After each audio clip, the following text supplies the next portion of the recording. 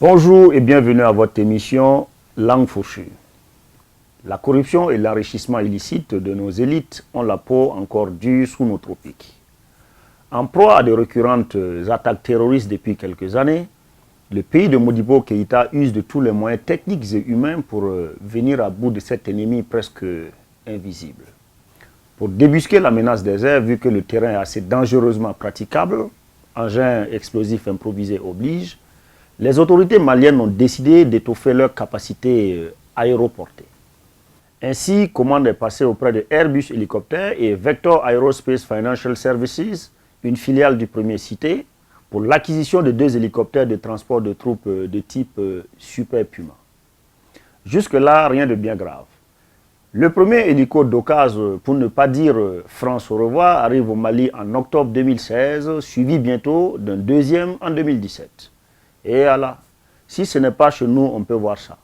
Depuis qu'on ne sait plus manger avec les doigts, nos assiettes et nos cuillères, France au revoir. Nos matelas pour nous multiplier et remplir l'Europe en passant par la Méditerranée, France au revoir. Nos voitures, quand on pense avoir réussi, France au revoir.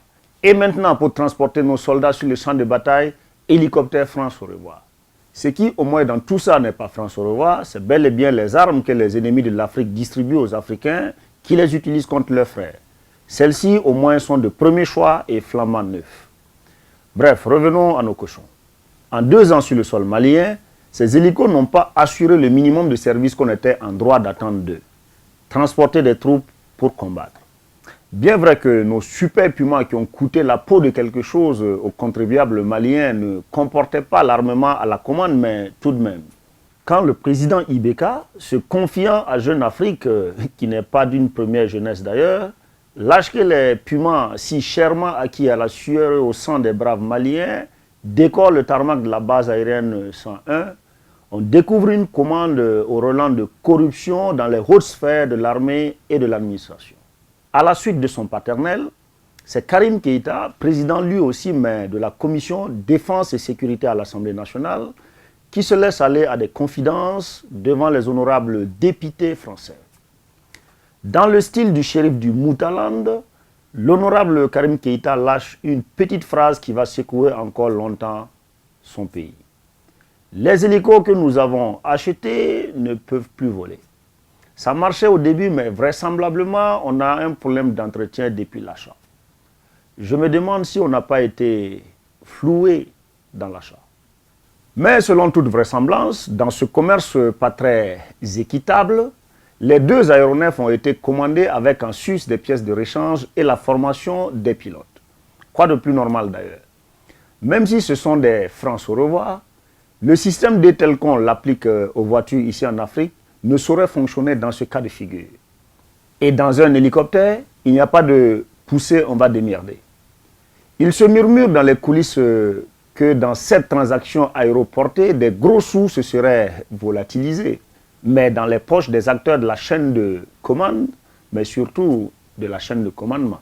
Karim, censé souder le derrière de son présidentiel paternel en tant que président de la commission dépenses et insécurité, vient de mettre du plomb dans les ailes de son géniteur qui a bien failli partir en fumée dans le pays de la Teranga aux côtés de son illustre hôte Macky Sall.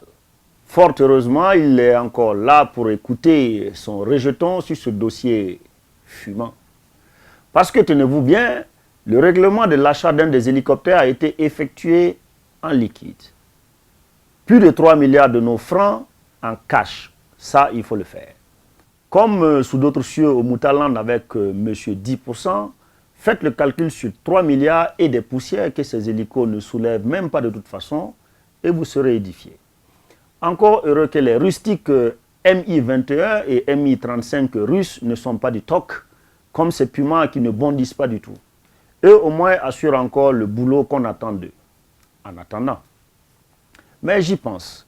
Qui a floué qui dans ce deal militaro-familial? Le partage n'a-t-il pas été équitable? Chut, secret dépense. À bientôt pour une autre langue fourchue.